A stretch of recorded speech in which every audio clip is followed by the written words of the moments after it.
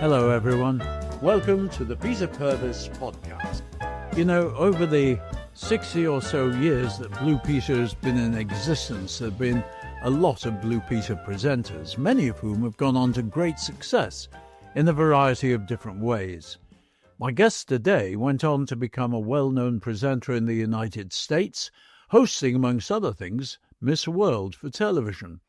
He's also dipped his toes in the water as a producer, and I was very happy to work for him in a play he commissioned and which we performed at the famous Edinburgh Festival.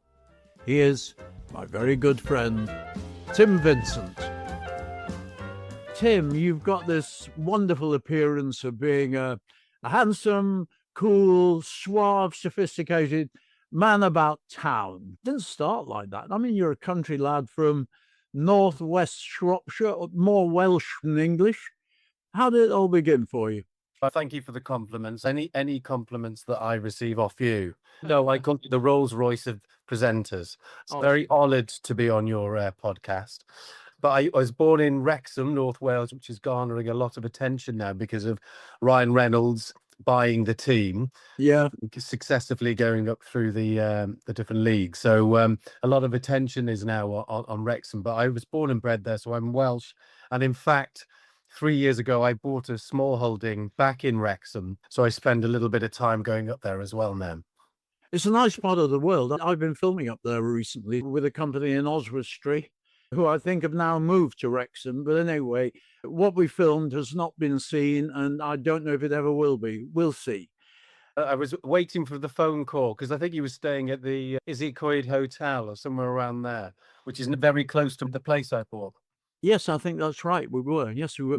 It's a lovely country house there we filmed. That was one of the locations, Isekoid House. So how did it all start as an actor for you? Because you didn't go to a drama school, did you? No, when I was in school, in Penley School, I'm 50, about to be 53, so do the maths. When I was about 11, 12, 13, our school, my comprehensive, didn't even have a drama club, never mind a drama exam that you could take.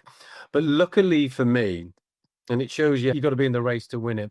At the time, Ricky Tomlinson, who Okay. is mainly known for either being a flying picket and going to prison, or Brookside, which he'd done for many years successfully, lived in a small village called Coed Poeth outside of Wrexham, ran a drama class in the evenings. It was a drama school, just in the evenings, not qualified or anything. And I used to go, and he actually drove the minibus of a whole load of school kids for the auditions for a new series for ITV at the time, for the kids to get used to doing an audition. Anyway, I went for it. So he drove us in the minibus to Liverpool, and it happened to be the auditions for a new TV series called Children's Ward, which was written by Paul Abbott, that went on to do Cracker, Kay Mellor, that did Band of Gold and Fat Friends. They created this TV series, and they wanted northern kids that didn't have a trained drama school background. They wanted something a bit gritty and raw. And lo and behold, I got the lead playing Billy Ryan, who was a teenage alcoholic in this TV series that went out on children's ITV, and did relatively well in that. But they had to write my character, and I was the patient for 13 episodes that was ill, and turns out that I was an alcoholic. But they wanted to keep me in, so they had to have a very sketchily written storyline that kept me in for the next 6 years as an electrician on the ward, so I could still be part and parcel of it. And in that time, did A-levels. But I gather you did some work at Theatre Clwyd in Mold. I did, yeah. I only had we did Animal Farm, George Orwell's Animal Farm, but none of the major roles. Everything was pretty small. It was just, I was 12, 13, 14, 15. 15 is when it really kicked off for me, when I played Billy Ryan in Children's Ward, and that kind of set me up then. I was filming 13 episodes in the studio next to Coronation Street with the same technicians, the same camera guy, the same directors. And that was where I learned pretty much everything. How did it feel as a young man, I mean, a young boy, doing work like that? I mean, you were there very prominent. First of all, when you're 13, 14, 15, 16, you're fearless. You have many limited failures, so you just go gung-ho and think you can run the world. Probably 12 months before that, I thought I could have been an MP, a politician, or an air pilot, but here I was on this TV series. They were very good, the team around it, because they were working with all children. It was like, filming Grange Hill, but we had quite harrowing storylines, so we were looked after quite well on it, and it was a real adventure. And didn't think it would lead to anything else, but they kept me in every year, and it was ironic because ultimately I would like to have done more, but I was then taken on by a guy called Nigel Martin Smith, who was Take That's manager in Manchester. And for a passing couple of years, I did a bit of modeling as well while I was doing A levels, and they kind of steered me in the right direction. Occasionally, as an actor, you would go on Going Live or Big Breakfast or various TV shows, because Billy Ryan, the character on Children's Ward, was quite a popular character. So you'd be in Smash Hits magazine. And that's how I thought, actually, I'd really like to have a go at presenting. It seems fun. You get to think on your feet. Every day is different. And that's how I edged towards wanting to do, the Holy Grail of Blue Peter. Did you grow up watching Blue Peter? Absolutely. I think when you were on Blue Peter, and certainly when I was watching Blue Peter, and the presenters were Simon Groom at that time, it's impossible to illustrate to people now how big that show was, or how big any TV show was, because there wasn't the internet, there wasn't mobile phones, there wasn't even Channel 4. So if you were on television, it was a big deal. There was a lot of doors and auditions to get through to get onto a show. And I think I was at the tail end of Blue Peter. It was still a big show and went to 3 times a week when we joined it. Even if you didn't watch it regularly as a fan, you were still aware of it and its content and the presenters. What was your audition like? Mine was interesting. What was your audition like? Well, I'd be interested to compare notes. I was replacing John Leslie. So it was a big show, figuratively and literally a big pair of boots to fill. They did what they would always do. If you get through the first couple of rounds of meeting Lewis Bronze, who was the editor at the time, they would then have you in the studio doing a little make item to see how you could deal with multi-cameras and just being you without any kind of deflection of attention, and it's solely on you. And then the trampolining to see if you could jump up and down. And then I had a second audition, because they obviously weren't sure about me, where it was a mechanical bull, but the same thing at the end, and the design was to make you forget anything that you pre-recorded in your head to say, and let's have a look at what their personality really is, which a lot of Blue Peter is, isn't it? It's not presenting, it's about you facing things on behalf of the viewer. That's it. Yes, you live the best parts of other people's lives on Blue Peter. I always said it's very nice to be able to go into something that people normally take an awful lot of time training to do, and being able, if not being expert at it, to do it. We never went and just looked at things. We went to do things. It was great, wasn't it? Great fun. So what was your audition like? Was it the trampoline? No, I have talked about it. It was actually a mini program. They sent me a script of a program about 20 minutes long, and I had to literally learn it overnight, which was what was required normally with the scripts when we were on the show. My big effort was to have a mechanical bike. It was an ordinary pedal cycle, but it had a motor on the front wheel. I've told the story before. It didn't work. It wouldn't start. And I wheeled the thing in and said what should have been happening. And I think that's what got me the job, because I had to ad-lib my way through it. It didn't follow the script. And that was probably the clinching factor. But it was a wonderful time to work in television. You're saying that the program was beginning to change somewhat. This was in the 1990s? It was 93 I joined, and I think by 94 they had added a third show, which was supposed to be more of an LE show on the Fridays, where you'd have more of a, we'd have Dudley Moore coming on to talk about a cartoon that he was doing, or whoever it happened to be that week. You have actually done an incredibly varied amount of work.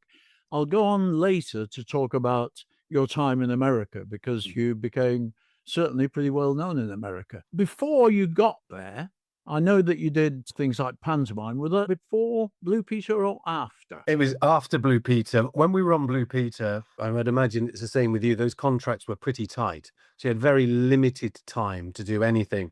And Panto, as you know, is quite a big commitment, with rehearsals and then 4 or 5 weeks over the Christmas period. So when I left Blue Peter, the offers were very lucrative and exciting to do. So I did, I don't know, about 7 or 8 Pantos every year, which I thoroughly enjoyed. Maybe not the last couple of weeks because you're kind of groundhog, but great fun to do them. But yeah, I'd done very limited theatre before that. I'd done a couple of things at Theatre Clwyd.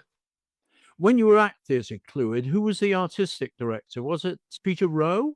I did it under the Clwyd Youth Theatre, so we were only in for that one particular Ah. show, so I wouldn't know. The reason I ask about Theatre Clwyd is that when I moved to Suffolk, first of all, I was on the board of the new Wolsey Theatre, which had actually closed, and we had to get it open again, and we did. And we appointed Sarah Holmes and Peter Rowe from Theatre Clwyd as the Wow. chief exec and the artistic director, and they were very successful. I'd mentioned America a moment ago, and I mean, for me, I would never have been brave enough to do that. In fact, I haven't been brave enough to do anything like that.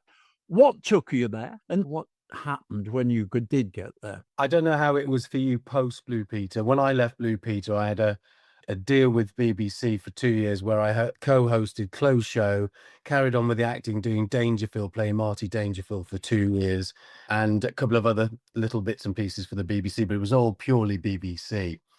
And all those Close Show was coming to an end anyway. And Dangerfield, the main actor, Nigel Levalent, said that he was leaving. So all those things came to an end after a couple of years. And I would get bits and pieces, but everybody's still very much, you'd go and do a holiday show and you do a piece to camera and they say, it's very Blue Peter how you've presented then. And I think, well, I don't think it really is how it's me presenting it and you're adding the Blue Peter, but I think I'm doing quite a good job. And I felt that I was very much pigeonholed into a children's presenter and you don't have the metal or the caliber to make the jump, irrespective of the fact you're still hosting live shows on BBC One for years on Blue Peter or various things. Anyway, a good friend of mine who was head of one of the channels, Richard Wolfe, had bought the rights to Access Hollywood, which is a huge show in America. It's 6 nights a week at 7 o'clock on NBC. It goes out every night and still does.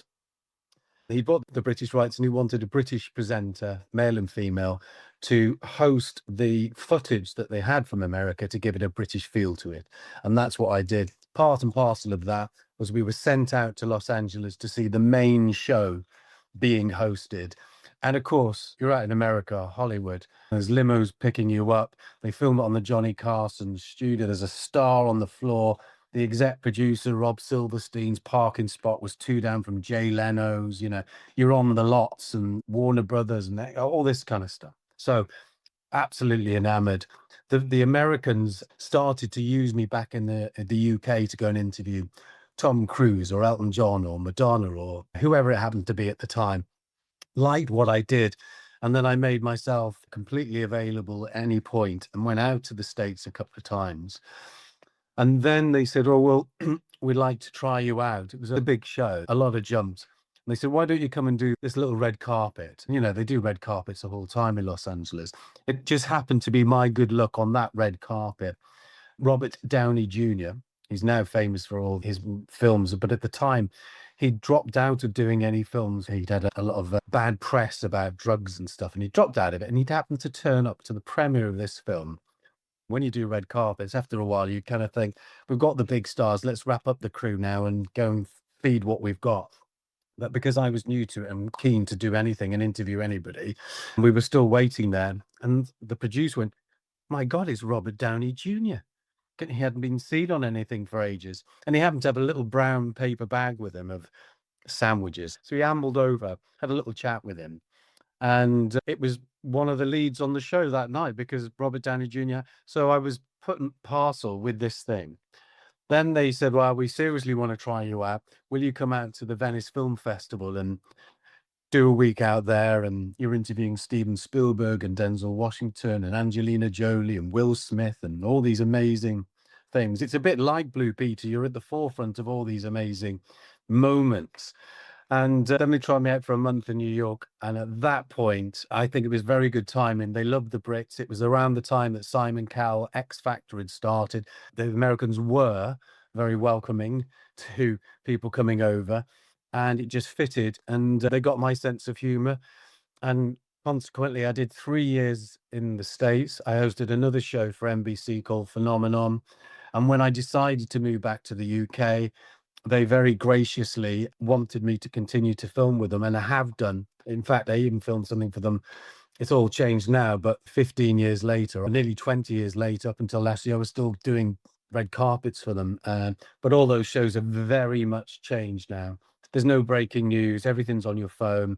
E-News, which is one the entertainment channel in America, that's folded. Everything's starting to change now. But a very good run of a good 15 years where I probably did Cannes Film Festival 8, 9 times. They would send me off to Sundance and interview whoever's films were going out. You'd be on this set with Daniel Craig of the Bond film. Then you'd be in a private helicopter with Tommy Hilfiger. And then you'd be backstage with the Rolling Stones at, their concert. It was bonkersly busy and fantastic. It sounds wonderful because remembering what it was like being even very well known in this country, there was nothing like that.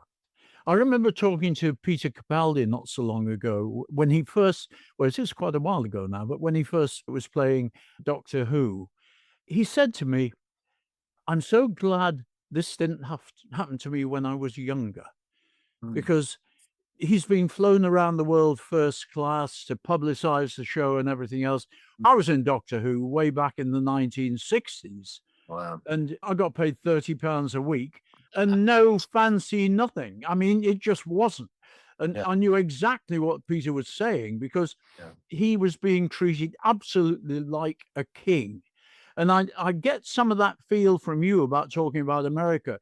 Nothing like the way television and everything else works in this country. It was something very special. Yeah, and you're working, or I was working with big stars. So if you're going to interview the star, they're being looked after. I did a film with Tom Cruise. I've done a lot of filming with Tom Cruise over the years, all over the world, in Dubai when he was doing Ghost Protocol. He's prolific and he's also very media savvy. He decided for the promotion of one of his films to do 3 international premieres in one day. So that meant that he did the London premiere at 8 a.m. in London, then jumped on a private jet to Paris to do the next international premiere, and then jumped on a private jet to fly to New York. So within the 24 hours, he'd done the thing. And anyway, I was Access Hollywood, the show, was invited, and I was the presenter that went on the private jet with him. But there was also a Spanish presenter, there was a German presenter for all the different outlets around the world. But they made it very clear that there'd be no makeup artists, no producers with you. At each place, there would be camera and makeup to be done, but they would be filming on the private jet this private jet, you can only sit about 12 people and this camera crew. So I decided that I would go and get a spray tan the night before. And I hadn't really had any spray tans at that point. Didn't do it properly, had too much on one side because I hadn't moved. The lady said, don't shower till the morning. Of course, you're up at 6 a.m. in the morning. I jumped, throw my stuff on, met my producer in London. It was still dark because she was going to give me the note. She wasn't coming on the flight. And she just went, huh? I said, what is it? Is it the spray tan? She said, it's fine. I'm sure it'll be okay. So anyway, I did the first red carpet with him. Then we're put on a minibus to go out to Biggin Hill or wherever it was that we were taking on this private jet. And I could see it was getting slightly browner because it's still, settling in. I'd had the shower in the morning. By the time I got to Paris, I didn't resemble my passport photo, but I had to film with Tom Cruise. And one of the presenters that I got friendly with, he said, can I ask you have a skin condition? I was like, no. I just went to electric tan and didn't do it properly for the first time. So you can have lots of great fun things, private jets, but you're still a guy from Wrexham that hasn't got the spray tan properly done. Yeah, I've never had a spray tan. Never really felt the point. I very stupidly used to go in the sun an awful lot, and at the time when I was a young man, we used to oil our skins, and I used to fry myself. I went to fabulous color, suffered for it later. I mean, I have had bouts of skin cancer, which have luckily are now behind me. But it was, it was Wow. stupid. We were Wow. crazy. And in the 60s, that was the sort of thing we did. No one would be so stupid now. Well, we're more educated. I'm going to bring you back to the UK a little bit because you mentioned just in passing a couple of things as if they weren't important. They were very important in your life. I mean, you were playing virtually the title role character when you did Dangerfield, which was a medical drama. Tell me a bit about that series. A big BBC One Sunday night show with Nigel Levaillant. There was 2 series, and Sean Maguire, who played his son, left along with the actress that played his daughter, and they recast, and I went in off the back of Blue Peter to do Dangerfield. And it was quite intimidating because it's a 6-month shoot, and you're on big studio floors and on location all over Warwickshire. So it was a big jump for me and a lot of attention on it because obviously the show worked, they knew what worked, and you're replacing somebody else playing that character. But I did it for a couple of years, and then Nigel Levaillant, he had the good grace to come into me in makeup one day on set, and he said, "They've asked me to do another series, and they want to make more episodes." For a moment, I thought, "Well, this is great." He said, "And I've told them they can make it into an effing musical if they want. I'm not coming back. I just thought I'd let you know." I thought, oh, that's me out of a job then, isn't it? It's amazing how that happens. It seems to be quite the norm that people are giving good news and bad news in a couple of sentences. And one means you've got great future. The next means, where do we go from here? Yes, exactly. Yeah. You've said earlier that really you've half answered the question. I was going to ask whether Blue Peter was actually a hindrance or a help in your career. I mean, I did quite a lot for the first 15 years or so, and then unfortunately it does dry up and you have to start looking to do other things, which luckily I was able to do. It was a bit of a curse in many ways. And the curse for me was that I was given several children's television programs to go on to, which I did, which was fine. Luckily, it did develop into other things like Kickstart and The Darts and various other things. I did a lovely series for ITV, or actually for Channel 4, called Babel, which was a very good comedy show. I hosted it, and I had wonderful people like Willie Rushton on there and Graham Garden, and Tim Rice became as guests. I mean, it was a super series. We did 3 series of that, but it lost favor, gradually ran out of space, and was dropped. But those things happen. It's an excellent question that only somebody that's a Blue Peter presenter can ask another Blue Peter presenter, because it launches you, doesn't it, in the public psyche. And I'm amazed that primarily for the last 15 years, nearly 20 years, I've either lived in the States or I worked for the States. And the amount of people that still know you from Blue Peter, or if they want to talk about Blue Peter. So it's an amazing bonus. However, in this country, I think you are labeled as an ex-Blue Peter presenter, and certain people break out of it. For me, being in the States was fantastic because nobody knew what Blue Peter was. I would do Access Hollywood is 6 nights a week, 5 nights a week. It's live or recorded as live. And I would go with the crew outside Rockefeller Center, where our studio was. And they'd always have me on the street for atmosphere. They go, "Now it's over to Tim Vincent in New York. Tim, what's happening in show business today?" And you go, "Well, Jennifer Lopez is put up for divorce again. The Stones are going on tour," whatever it happens to be. But you'd be on this out on and they'd have all their sidewalk mapped off, and they'd have big lights. There'd be about 3 or 4 cameras. There'd be auto cues, like a mini film just for our show. Lots of Brits would go to New York, and of course they'd spot Tim Vincent from Blue Peter and they'd ask for a selfie, and they'd come up, and all the crew and the producers, and they'd always go, "Blue." So what is this Blue Peter? It's like it's the show I used to do back in the day. What is it? And they go, "What's it? A children's show?" And they're like, "It's like Sesame Street." I go, "No, it's nothing like Sesame." But of course, in America, Peter is a euphemism for penis. Yes. And they're like, "What type of show is this?" So it's very, but people like Elton John would come on the show and ask for a Blue Peter badge. So it transcended decades, generations, the Atlantic. It punched itself above its weight. And I ended up hosting another show for NBC called Phenomenon, a live show once a week, which was basically American Idol for magicians. I was in New York and they said, "Can you come out and do this job in LA?" And I said to her, I said, "Why have you chosen me?" She said, "This is a live show. Things are going to go wrong because it's magicians and it's stunts. I needed somebody that I knew I could rely on, and I knew that you'd done Blue Peter." It was the gift that kept on delivering for many years. Yeah. Are you a fan of magicians and magic? Basically, there's about 7 different magic tricks, and there's only 7 different ways. You can present it a million ways. You could do Russian roulette, which they did on the show with a nail gun, when the Americans put it on the walls and they have the nail gun. And 3 or 4 weeks later, there'd be Russian roulette with 5 vases with one poisonous snake in the vase, and they put their hands in, but it's the same thing. So it had a limited run on it because you were starting to watch the same type of magic tricks again. My boys are very interested in magic at the moment. Yeah, I find it very interesting. I can't do it, but many years ago, I presented every year for about 5 years the Young Magician of the Year competition, which came from the Magic Circle in London.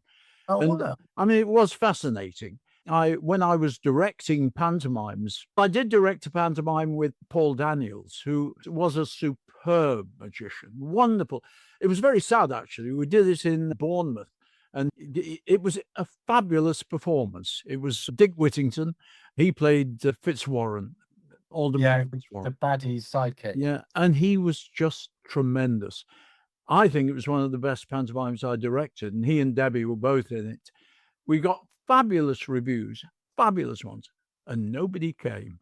It didn't get an audience. People didn't come. I find that amazing. I found it amazing as well because I just thought he was a superb performer and a very generous, lovely man. Yeah. Whilst you were in America, you hosted Who Wants to Be a Millionaire? I know it was only for a week, but that was quite a major television show in the States. So you must have had fantastic recognition from that. Yeah, I guest hosted it, 5 episodes, which went out over a week. And yeah, it was great fun to do it. And there was a momentum going. I also hosted Miss USA while I was out there for Donald Trump. And I think I'm the only person that's hosted Miss USA and Miss World, obviously different sides of the Atlantic. So that was always a fun thing to do. More of a technical, everybody thinks you're just sitting around smoking a cigar with a whisk in your hand, surrounded by 140 good-looking women, which is How right.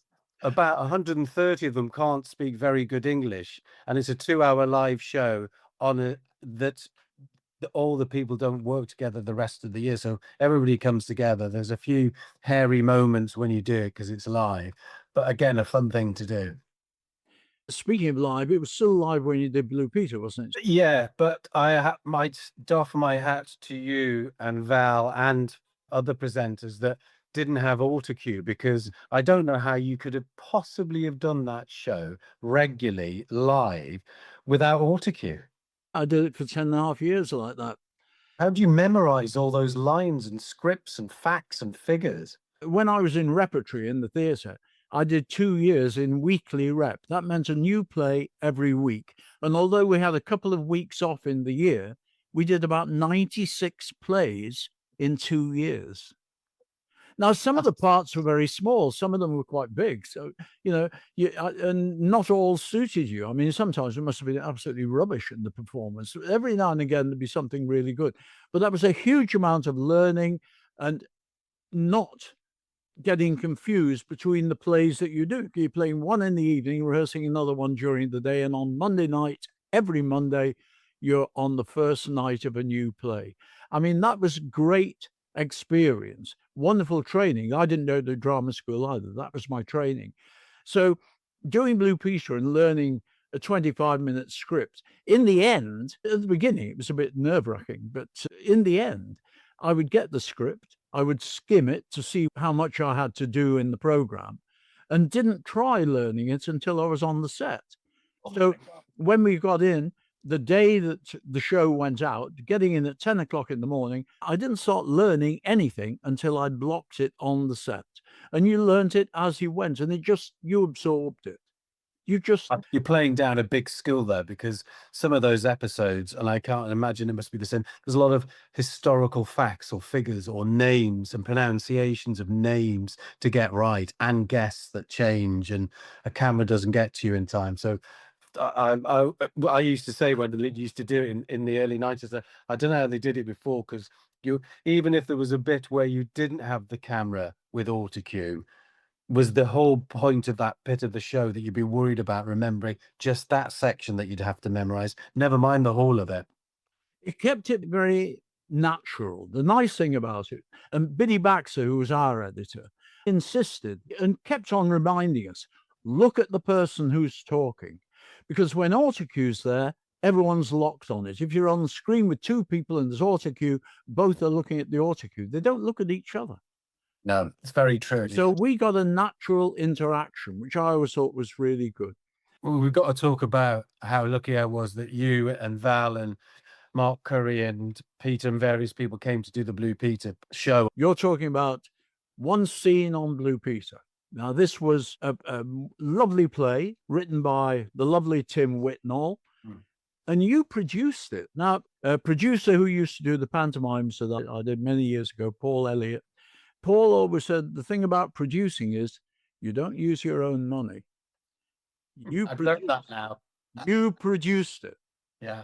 No, I'm not being unkind, because I know that you did use your own money to produce it. It's not a wise move for a producer. And whilst we had a successful show, it didn't make any money. In fact, it lost money. We were up in Edinburgh. Well, it got fantastic reviews, but it's like I like to read old showbiz anecdotes and biographies or autobiographies. And I think it was Lou Grade, when he produced the film Raise the Titanic, which is a big feature film. And you can imagine how expensive that was, with water and trying to recreate it. It was plagued with bad problems and financial ill health, and it was going in the wrong direction. And at some point said to him, how is it going? And he said, raise the Titanic. He said it would have been cheaper to lower the Atlantic.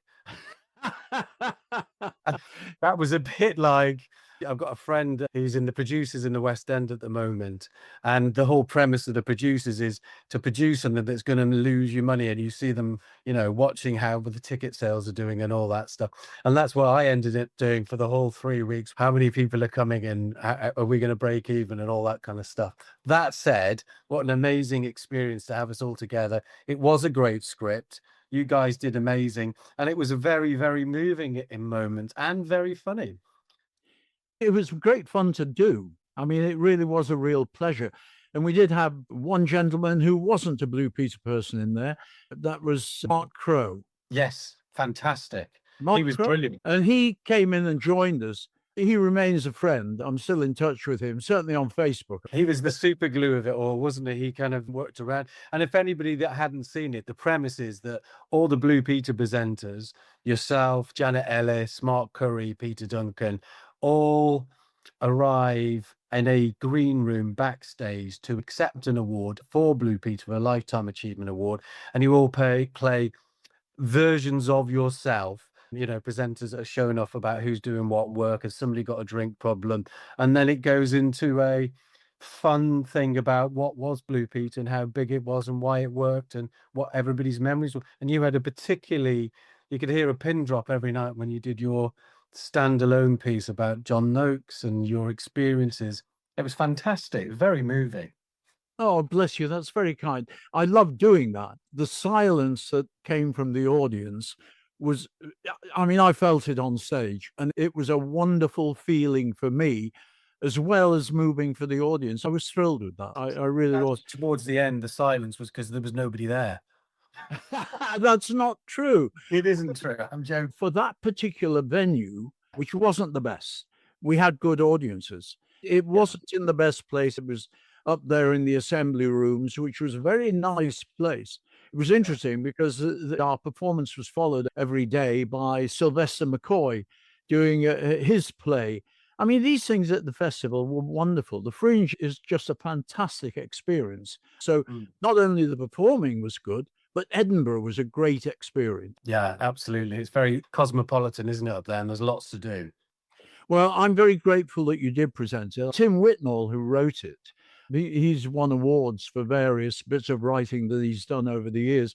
I first met him when I had my television production company where we produced commercial, and we were doing one for the Midland Bank. And Tim was the star of it and was rather good. And he went on to be the first, he was the young Elvis in Elvis at the I can't remember which theatre it was. It was one at the top of Tottenham Court Road. But Mm. anyway, a lovely man and a great writer. It was a superscript, very cleverly constructed. I think we each met Tim individually and he asked us various questions. So what he was able to write was fully reflecting of what we were. And two bits of the magic in that is, when I first met Tim, I said the premise of this is if you've seen The Trip with Steve Coogan and Rob Brydon, but it's a heightened version of themselves. It's a knowing nod to who they are and why they're famous and what happens. And he said, I get it completely. And he wrote it with a dry sense of humor. And also, he'd auditioned for Blue Peter himself many, many years before. So he understood the magic of the show and what it meant. Wow, yes. In fact, he came on the show when I was on it Mm. and I interviewed him. So that was another link. We had about 20 Blue Peter presenters came to see the show over the run, if you remember. Yes, in fact, almost every day there was some, and it was good to see Richard Bacon there. There was Richard Bacon, Richard, who we all love Richard, who's a, very erudite, talented guy. But that was one of the funny things that I remember from the show was there was a scene where everybody reels off all the presenters' names when you're all sitting around and go through them. And I didn't want it to be sticking the knife in anybody's back, but obviously John Leslie had been in it, and there's various other people. And when it got to Richard's name, Mark Curry just went and carried on, and that was a little nod to what happened, and no Yeah. more than that. Anyway, Richard didn't let us know that he was coming to see the show, so I said to Mark Curry, I said, Mark, oh, you'll never guess who was in to see the show. He's down at the bar having a drink. It's Richard Bacon. And Mark looked like he was fighting off a stroke with his shot. You feel about it? Was he okay? And I said, yeah, he's fine. Absolutely. He thought it was brilliant. And in fact, he did think it was a great thing. It's always nice when the butt of a joke works out and you like it. You mentioned Steve Coogan earlier. I mean, I was the butt of one of his jokes at the end of one of his programs, which was talking about anecdotes. It was one of his Alan Partridge pieces. And I've got the T-shirt with the entire scripts of the joke on it. And it really is very nice. It's an extremely funny gag, and I was very happy to be part of it. Well, you can only be a name check if you're a legend. So you're up there. You've been on 2 shows with Paul O'Grady, who I loved him dearly. He was such a nice man. I first met him many years ago he was sitting at the next table in a restaurant in Soho after a show. I think he was doing Prisoner from Cell Block, whatever it was called. I can't remember what the show was called. And my wife was in Evita at the Prince Edward, and we was just sitting having a meal and spoke to him. That was the first time I spoke to him. He was very approachable and very nice. But I interviewed him because he had a dog, and I had a magazine that I was editor of called Peter Purvis Mad About Dogs. He had a little dog called Buster who appeared on his shows. You probably remember Buster. And the thing that amazed me, he was talking about being on tour. And he said he always took the dog with him on tour. And the dog knew when he was going off, he would bring his case out and open it up. And the next thing he'd know, Buster would be there with his bowl, putting it in the case because he knew he was coming. He thought it was wonderful. It's such a sweet story. I liked him immensely. Now you did a challenge for him and won an award. You got in the Guinness Book of Records for it. I think you're actually talking to the officially recognized as a champion tosser. I do that. But don't forget, you and I did Paul O'Grady's show together. Remember when we were in a garden shed for some Oh, I'd forgotten that, Tim. Yes, of course we did. And when we were there, if you remember, I can't even remember what the premise was. He found you and I in the garden shed for some reason, but he was smoking porn, and I smoked at the time, and he was smoking outside. He said, "I've tried everything to give up." I said, "Oh, have you tried the patches?" And quick as a flash, not on camera, we were just talking. He said, "Tim, the only way those will work is if I stick them over my eyes and I can't find the fucking packet." I was still laughing when we went back to recording. He's so quick. Yeah. Lovely man. There was one show that you did. I want you to tell me what it was about. It was a reality show called I'm Famous and Frightened. Oh my God. Yeah. So I did that for, we did From a Haunted House, 3 nights live, 2 hours every night. And we had various celebrities from Julie Goodyear from Coronation Street and various other ones that would come in, and we'd do Ouija boards or a seance. And it was very highly camp, but it had a bit of traction because some quite famous people liked it, like Robbie Williams liked it and had mentioned it. So it was quite fun. But yeah, I'd even forgotten about that one. Well, it's amazing. I mean, people remind me of things that think, good Lord, yeah, I did do that. Yeah. You can't No, even remember the detail of what it was. Someone was posting something the other day. It was a Blue Peter film about me in York at the development of the Railway Museum. Now, I know I made films there later, but Yeah. this was when the museum was being built. I have no recollection of making that film at all. And it was a big film. It was a lovely one. It was about 6, 7 minutes long. Absolutely super. And I was quite good in it. I watched it. Oh, this is good. I have no recollection of it. I would be like that. Somebody will say, "Oh, do you remember when you did in a fighter jet?" And I went, "Well, I did that." And I went, no, that was a Harrier jet. And I went, "Oh yeah." So it was Blue Peter. Really was. I deferred my entry to university and got Blue Peter, and I was there just over 3 years. And I treated it as my university education. Yeah. You did learn a lot on Blue Peter. It was very good. Unfortunately, you forget about a lot of things. Occasionally, we would record things in the morning for transmission in the afternoon because it was too big a thing to have in the studio live. So we'd get that out of the way. But by 11:30 in the morning, that was in the can. And we did it as live. We never were able to re-record it. We Yeah. couldn't do, there just wasn't the time. That was it. And I would go in at 10:30. On one occasion, Marconi's had come up with a new machine which read microfiche, old technology now. Instead of having telephone directories, which were great big things that everyone had with everyone's telephone number in it, it was a means of accessing telephone numbers. That's all it was. But I had to learn how to work it between 10:30 and 11:15 when we recorded it and present it. And it was about a 5-minute piece in the end. Somehow you just absorb it and talk it through, and it makes sense. Not only do you have to learn what it's about, you have to learn how to operate it as well. It was quite a skill. I must admit now, I don't remember things that happened recently. I'm not quick on that. But Don't worry, it's 50-50 when I leave the house in the morning if I've got trousers on. I'm telling you. How many years did you do Blue Peter? Was it 11? Because you and Val. 10 and a half, yeah. Val did about 9 and a half, almost 10. Johnny Noakes did 12. And did you all join and leave roughly within a year of each other, or? No. Val was on it from 1962 to 1972. Johnny was on it from 1966 to 1978, and I was on it from 67 to 78. So we were quite well spread. I worked with Val only for 3 years. Why do you think that you three are the bastion of the heyday? Why do you think it was you three that managed to bottle magic? It's very flattering of you, and I have no idea. We gelled well.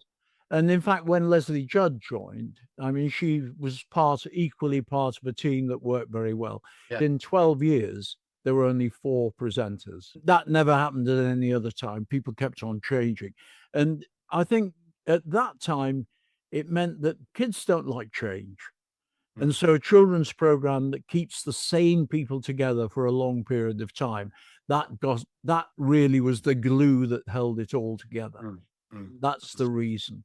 I don't think it was anything about us. Rubbish. Absolute rubbish. I'm going to have to agree to disagree on that one. Would No, you I think even we used to watch some of your clips back when we did the show, because obviously Blue Peter, you could do the royal tattoo, or you could go and interview the Queen at Windsor Castle, but pretty much it had always been done before on the show. So there would always be a bit of a clip shown of, I'm going to go meet the Queen, but Val did it in 1970, and we used to watch them then, and you guys definitely had a very good rapport. I think it was the chicken and the egg. You all did 10, 11 years between you. If you were terrible, you wouldn't have lasted.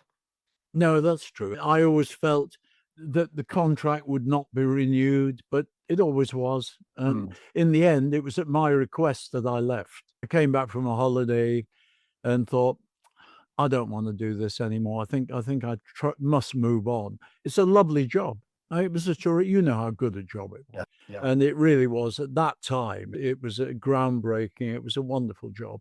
But I really felt I'd had enough. And so I went to Edward Barnes and said, I don't really want to do this anymore.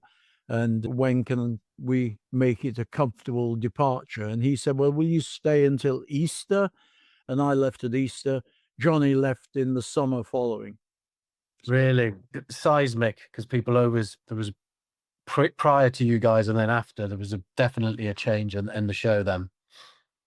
You're very kind, Tim, and I bless you for being on the show.